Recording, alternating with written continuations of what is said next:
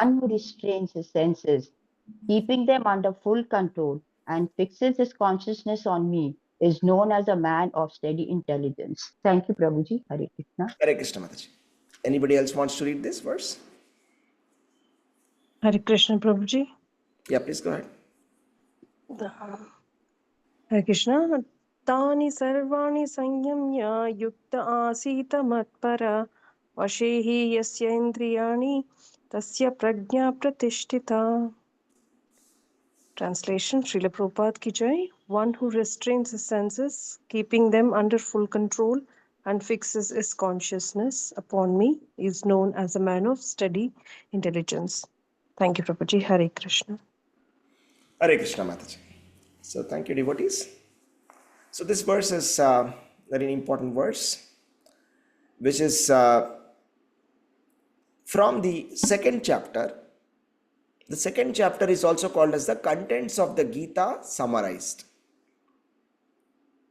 What is special about the second chapter is, it is called as contents of the Gita summarized by our previous acharyas. That means, if you condense all the Bhagavad Gita message into one chapter, that comes to chapter number 2.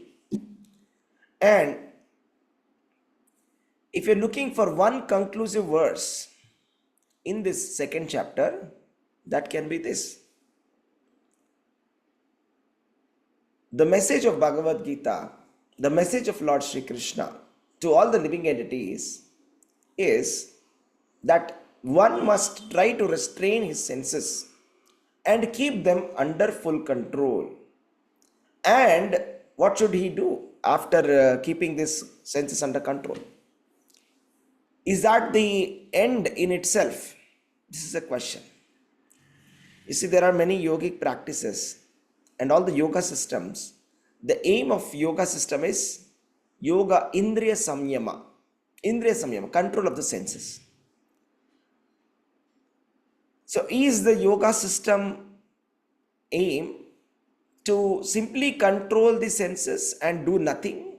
Or is there something has to be done that has to be done after controlling all the senses? That is answered here very clearly. Keep your senses under control and then fix his consciousness upon me. This is the most important link. It is not just enough to control our senses and do nothing. It's not the purpose of yoga. The purpose of the yoga is to fix our consciousness upon Krishna. Then such a person is called as prajna, man of steady intelligence. Tasya prajna pratishtita. Well, how do you get your senses in control? That is the next question. So now we understand that the aim is ultimately we have to fix our consciousness on Krishna by keeping our senses under control. Let's try to understand this. Unless our senses are under control, we won't be able to keep our mind on Krishna. And what happens when our mind, when our senses come to control is, the senses. When we say senses, what am I talking about? The senses, particularly, there are 11 senses. How many senses do we have? 10 senses. Generally we say 5 senses, right? Eyes, 2 eyes, and then eyes, ears, nose, tongue, and skin. These are the 5 senses. And then apart from that, we have the 5 output senses. That is, with which we do some work. Karma. They are called as the karmendriya. That is your hands, legs, anus, genitals, and mouth. So totally 10 senses. And then there is something called as the 11th sense, or also called as 6th sense, which is beyond all of this. That is mind, which is most difficult among all of this to control. That is the mind. Now what happens is that if either of these senses or none of these senses are under our control, then it is not possible to fix ourselves in Krishna consciousness. For example, if our tongue is pulling us towards eating something which we are not supposed to be eating, forbidden food, then we cannot remain in Krishna consciousness. Correct?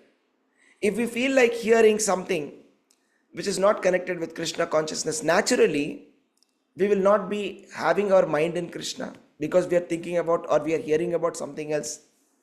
If we want to watch something which is not Krishna conscious, then naturally we cannot be Krishna conscious because you are thinking about something else or seeing something else. You're watching a movie, let's say, then you are definitely not in Krishna consciousness. That means Indriya and Indriya Priti and Krishna consciousness. That means sense gratification and Krishna consciousness are like east and west. So the moment where we go towards gratifying our senses independently of Krishna, our mind completely goes away from Krishna. And it has both the kind of effects. The thing is, and the more our mind is away from Krishna, the less our senses are in control. And the more we lose control of the senses. And the more we lose the control of senses, the less we will be able to remember Krishna. So it is like a vicious cycle. It's a vicious cycle. So it's like a spiral. You know what happens in a spiral? It goes deeper and deeper and deeper and deeper and deeper. So the Indriya is our enemy. But these senses are our enemies. These senses are like snakes. Just like poisonous snakes. They are always ready to bite. But if we can control these senses, for example, if we feel like eating something which is not Krishna conscious or which is forbidden in Krishna consciousness, if we can control our sense that no, I will not eat, then we can be in Krishna consciousness. Then we can keep our mind in Krishna consciousness. If we can control all our senses and act that no, I shall keep this in control, then it is possible for us to become Krishna conscious. And the opposite is also true. What do I mean by that? If you want to control your senses, what is it that you have to do? See, the aim is that we want to control our senses and keep it on Krishna. Keep them on Krishna. Completely surrender our mind and senses to Krishna. And so the next question would be, okay, I got that. How do I control my senses now? So to control the senses, the only process is to be in Krishna consciousness. You have to engage in Krishna consciousness. So when we engage our senses in Krishna consciousness, we will be able to control the senses. And therefore, we will be able to do Krishna consciousness in a better way. So ultimately, the goal is that we have to keep all our senses in Krishna consciousness. So let us see. There's a nice story. That is a quarrel between Ambarish Maharaj and Durvasa Muni. So this is from the Srimad Bhagavatam. Durvasa Muni was a great yogi, and the yogis, they try to control their mind and the senses. I mean, for them, control of the mind and control of senses is the only aim. That's the only goal. For the Hatha yogi, the only goal is, somehow or the other, with a lot of austerity, control your mind, control your senses. But then what happened was, there was a quarrel. What kind of a quarrel? It was like Ambarish Maharaj was doing fasting and on Ekadashi, and he had to break his fast the next day. And at that point of time, Durvasa Muni was there, and he said, I will come back in a couple of minutes. But then he was late, and Ambarish Maharaj had to break the fast. Otherwise, it is offense towards Ekadashi, that we have to break our fast during the Paran time. So therefore, Ambarish Maharaj asked his, the counselors and the priests, and then they advised him that you can drink water. And if you drink water, it is not an insult to the guest. That's fine. The guest will not, it's not technically an eating. So you are waiting for him while technically breaking your fast because you did nirjala. So he just took a little bit of water. At that point of time, Durvasa Muni came. And we all know Durvasa Muni is very angry. And when he saw Ambarish Maharaj that he already took some water without his permission and without him coming back, he became very angry. And then he created a demon to kill this Durvasa. This Durvasa wanted to kill Ambarish Maharaj. And this demon started to chase Ambarish Maharaj. Ambarish Maharaj was just fixed. He was just simply praying to Krishna. That's it. He was saying, I think I did an offense here. My dear Lord, please save me. And then Sudarshana, that is the disc of Lord, which was kept by the Lord for the protection of this Ambarish Maharaj, killed that demon and started to chase Durvasa Muni. And Durvasa was running all around the place.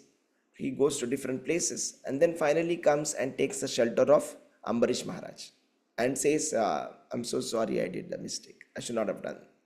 I should not have offended you.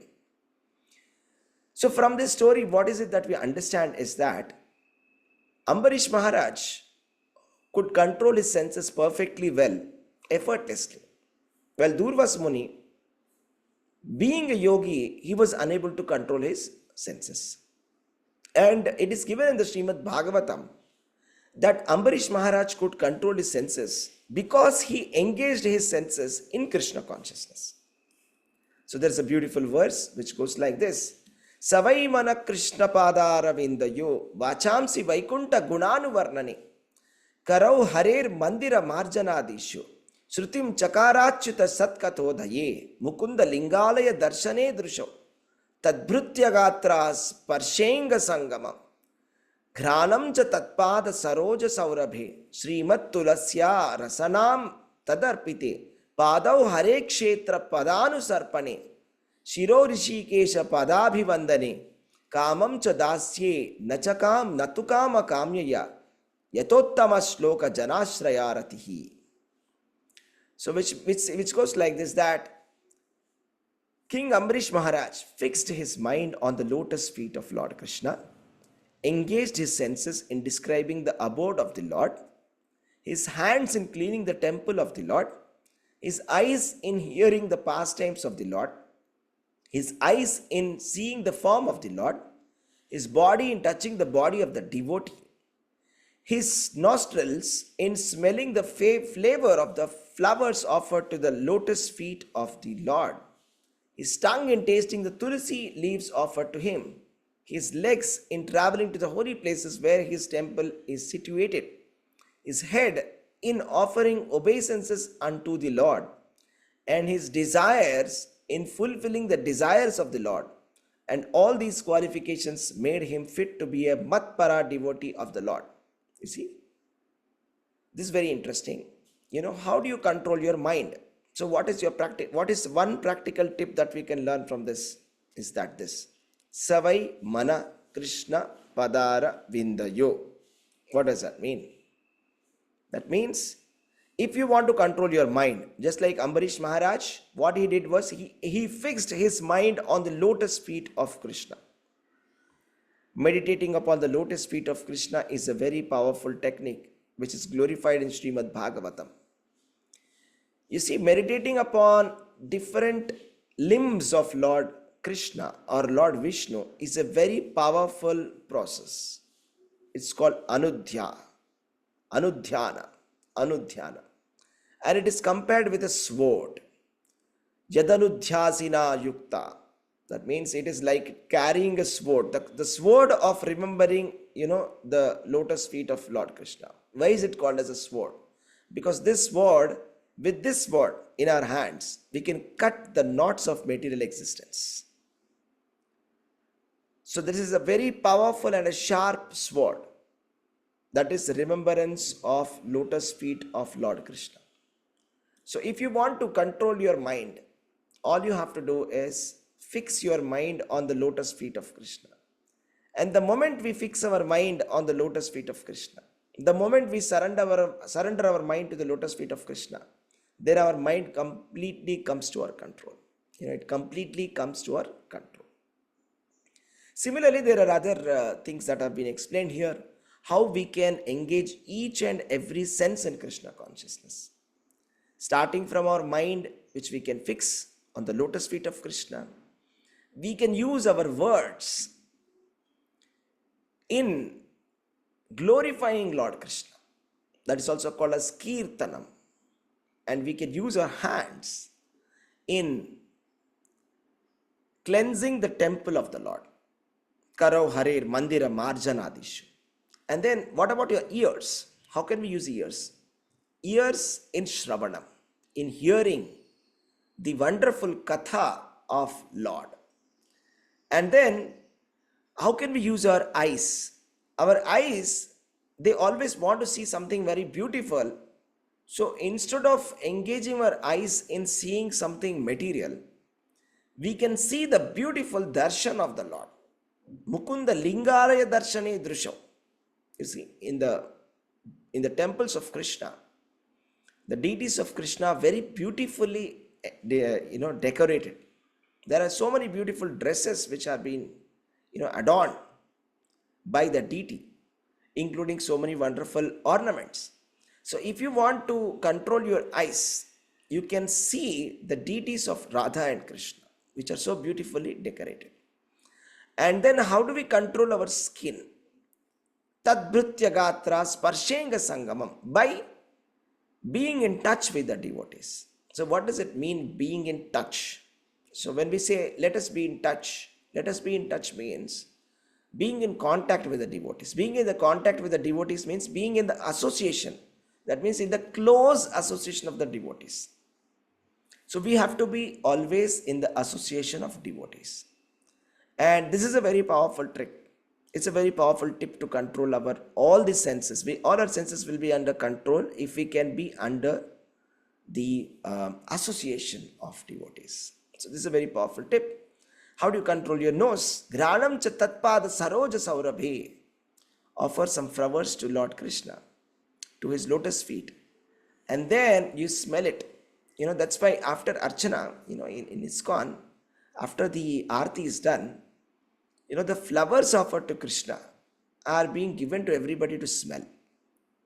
And in the beginning, I didn't understand, because this is very unique to ISKCON. I've never seen, so not so much in other temples. But when they brought the flowers and asked me to smell it, I didn't understand it in the beginning.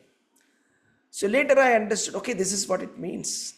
These are the flowers which are offered to Lord Krishna. And by smelling them, what happens is, in the earlier days,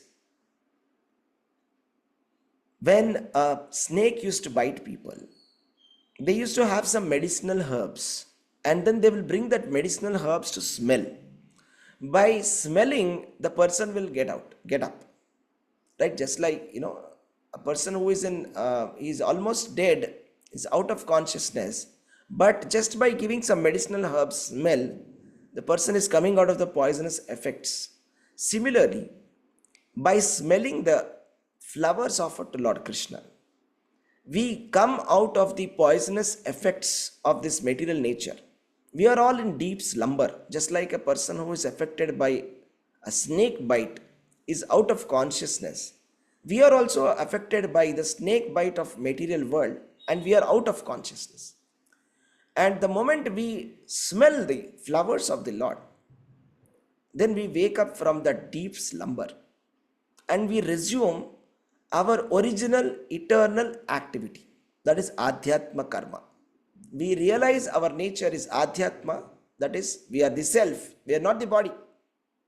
And our nature is that we are all servants of the Supreme Personality of Godhead. And then we resume our duties of serving the Supreme Lord. Therefore, this is a very powerful process. Srimat Tulasya Rasanam Tad Arpite. If you want to control your tongue, all you have to do is offer prasadam, offer the bhoga to the Lord. And when you offer bhoga to the Lord, obviously you will offer tulasi. And it is said that, Lord may accept or may not accept the foodstuff that we give. Particularly, if we are not offering it by reading the pranam mantra of the Guru, or by reading or invoking the pure devotees, Lord will not accept whatever foodstuff we give. But rest assured, if you keep a tulasi leaf, definitely Lord will take that tulasi leaf. So that is why what we do is, we do two things. First of all, we invoke the spiritual master, who is a pure devotee. And we are sure that Lord may not be accepting the foodstuff offered by us. But if the same foodstuff is offered by that pure devotee, definitely Lord will accept. Therefore, we invoke that spiritual master who is a pure devotee and request the spiritual master to kindly offer it to the Supreme Lord. So like that we read the Guru Pranama mantra and then Krishna's mantras, like that. The second thing that we do is we put the tulasi leaf on the foodstuff. So that Lord says that, in the Shastra says that Lord does not accept any food which is not having tulasi. And when we offer tulasi, definitely we know that at least tulasi is definitely be taken by Lord. Definitely Lord will not reject tulasi. So therefore, when we take that tulasi and put it on our tongue after offering it to the Lord, it has some kind of a medicinal effect. So our tongue becomes anchored, and then we can easily control our tongue from not eating anything which is forbidden. You see, there are some foods which are forbidden. It's called the forbidden food, which is explained in the Bhagavad-gītā. Krishna explains in the 18th chapter the foods which are not supposed to be eaten, right? So there are some foods which we are not supposed to be eating. So these foods are called as the forbidden foods, and they cause sinful reactions. And when we eat this kind of a food, any kind of a food which is not offered to the Lord is also called as forbidden food. And if we eat such kind of food, then what happens is Krishna says that stena eva saha. That means that a person is a thief and he is eating nothing but sin. Bhunjante te tvagam papam ye pachanti atma karanat. That means a person who is eating this food is not eating food. It's not food. Bhunjante te tvagam papam. Krishna is saying that is not food, that is papa. That is sinful reactions. He is only eating sin. He is not eating food. Bhunjanti te tvagam papam. Ye pachanti atma karanat. Anybody who prepares food stuff for his own purpose, his own sense gratification, without offering to Krishna, that is simply eating sin. So like that. But on the other hand, if you eat that tulasi leaf which is offered to the Lord, that is a different story. It completely anchors our tongue, and our tongue comes to a control. Pado hare kshetra padanusarpane. We should use our feet in going towards the temple of the Lord, not away from it. And Shiro Rishikesha Padabhivandane. So we have to use our head to bend and completely pay obeisances to Krishna. That is the purpose of our head. And Kamam Jadasye Natu Kama Kamyaya Yatottama Shloka Janashraya Ratihi. That means our desires should be in fulfilling the desires of the Lord. So whatever the desire of the Lord is, we should be planning to fulfill it. And the desire of the Lord, we see that the Lord has come as Sri Chaitanya Mahaprabhu in Kali Yuga. And desire of Sri Chaitanya Mahaprabhu is this. Prithvi che ache nagara adi gram sarvatra prachara hoibo mera naam. The Lord wants His names, the holy names of the Supreme Personality of Godhead, Krishna Sankirtana, to be spread all over the world in every town and every village. So we all can become a part of this prediction. We all can become a part of Lord's pastime if we simply agree to fulfill His desire. His desire is that He wants to see that His names are chanted all over the world in every town and every village. So if our desires are aligned with that desire, Kamam cha dasya natu kama kamyaya. My desire is to satisfy the desire of Lord Sri Chaitanya, that I shall do whatever I can in pushing this movement forward. This Krishna consciousness movement, I would like to push it forward all over the world so that it can go to every town and every village. And we see that every living entity from every town and every village is able to get opportunity to hear about Krishna, chant about Krishna. And naturally all their senses also will be under control, right? And they will all become very nice devotees, right? So that is a very wonderful service that we can do. So our desire should be aligned with that desire. So whatever we do, whatever money we earn, or whatever we want to do, our desire should be somehow aligned with this. That how can I push this movement forward? How can I push this movement forward? How can I help somebody to preach? Or how can I preach myself? How can I distribute books? How can I, tell everybody about Bhagavad Gita? How do I get Bhagavad Gita in the hands of everybody in the world? How can I get Srimad Bhagavatam? How can I get everybody to hear about Srimad Bhagavatam? How can I distribute this Prabhupada books? So wonderful, right? This is what we should be thinking. That desire is called purified desire. That is the correct kind of desire. And if we can just engage all our senses like this, then we can effortlessly control our senses.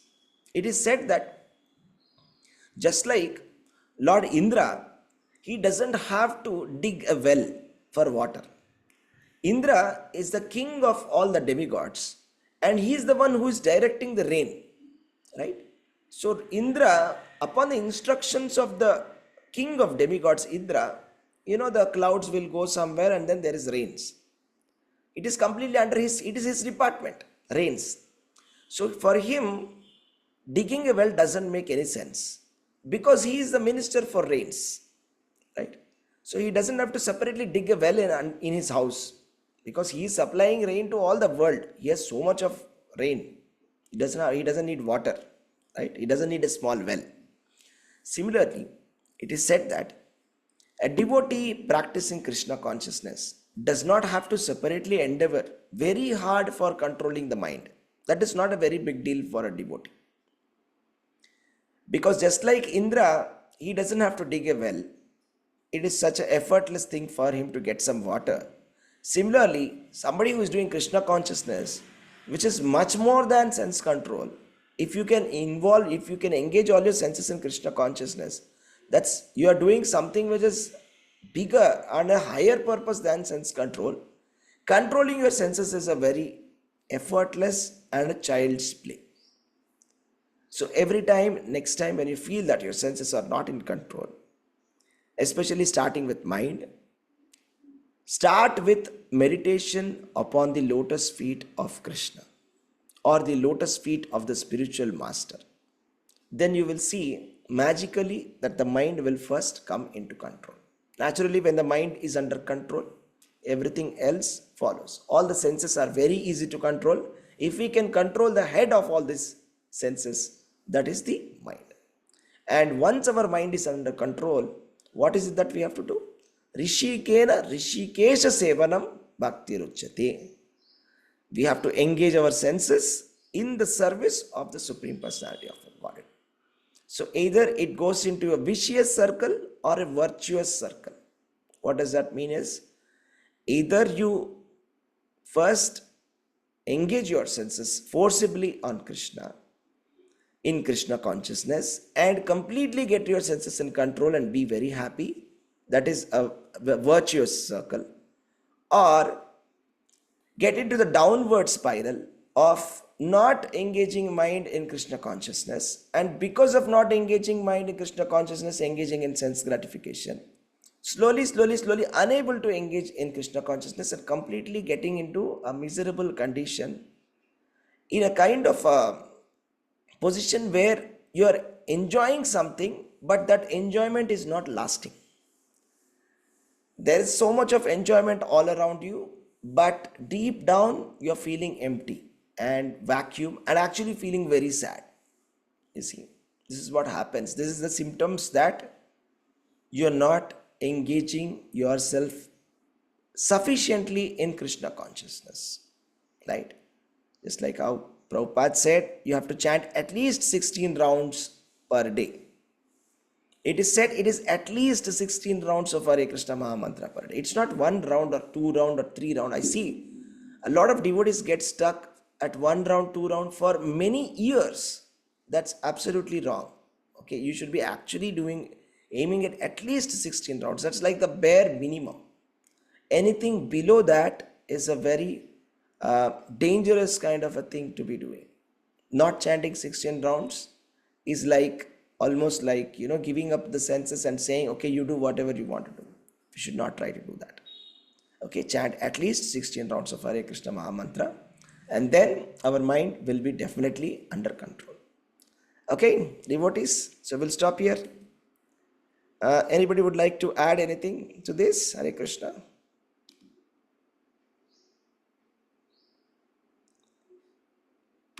Do you want to add something, or you have any Hare comments? Krishna, Prabhuji. Yes, please. Yeah. Just to highlight a small point that I came across this Yukta Asita Mat Baraha in the chapter Dhyana Yoga, text 14, where we are told, the verse goes like this: Prashantatma Vigata Bhir Brahmachari Vrite Sthitaha Manasayamya Machitto Yukta Asita Mat Paraha. So just wanted to, Nice. we came across this verse somewhere else also. I wanted to just highlight that, Prabhuji. Thank you Sure. very much for a wonderful, wonderful class, Prabhuji. Thank Lot you. of pearls to take back, and I'll meditate on all of them. Thank you very much. Hare Krishna Mataji. Thank you very much. Hare Krishna devotees, would anybody like to say something, add your realization? What do you think? How do you control your mind? Do you have any other technique that you would like to share? I mean, your personal realization in controlling your mind, what helps you? Would you like to share? Chanting. Okay, chanting helps you. Wonderful. Amazing. Thank you, Mataji. Hare Krishna. Hare Krishna, Prabhuji. Hare Krishna. Uh, Mataji. Prabhuji, whenever I'm quite disturbed or my mind is going here and there and I'm really perturbed up, I just pick up the Bhagavad-gītā or the Srimad Bhagavatam, any page, any verse, any chapter, and I start reading from there. And I find myself cool down and my mind in control. This is how I try to control my senses now. Wonderful. Very nice. So it's effectively working for you when you read a verse Yes, of Bhagavad quite. Gita. Yes, Prabhuji. I mean, it is just any randomly, any page, any verse. Any It's random not that page that you pick up and any read, random. Yes, Prabhu. that And helps I you. just start reading, and it helps. It does help me a lot. Amazing. Wonderful. Nice tip, Mataji. Thank you. Hare Krishna. Thank you. Yes, Hare yes, Hare Krishna, Prabhuji. Yes. Yes, reading books really helps. That is why, I'm also, continuously every day we are associating and reading the scriptures now. That really helps. Wonderful. Very nice. Yes, Prabhuji. So Thank you, Prabhuji. when we read these books, when we read the scriptures, we can do nothing but remember Krishna. Right? So yeah, very nice, interesting. I'll tell you one more tip. Okay, so see if you can actually talk about Krishna. Okay, if you can give a class, or if you can give, glorify the Supreme Lord. That's also, I think that's a very powerful way to meditate upon Krishna. You see, because you can hear somebody else's class and it's easy for you to get distracted, right? Possible. But if you are giving the class, what are the chances of getting distracted? Think about it, right? You have no other option but to hear your own class, correct? So you have to hear. So naturally your mind is under full control. So therefore, our Guru Maharaj, His Holiness Jayapataka Swami Maharaj says, preach. Preaching is a very powerful technique to be in Krishna consciousness. Okay, so you can preach to anybody who is willing to listen. You can just simply repeat, just read the purport and just explain it in your words. That's it. Okay, Hare Krishna devotees. We'll stop here. Hare Krishna, Prabhuji. Yes, Dandavat Pranam. Just Dandavat wanted to pranams. add Yeah, to what please, you please. said.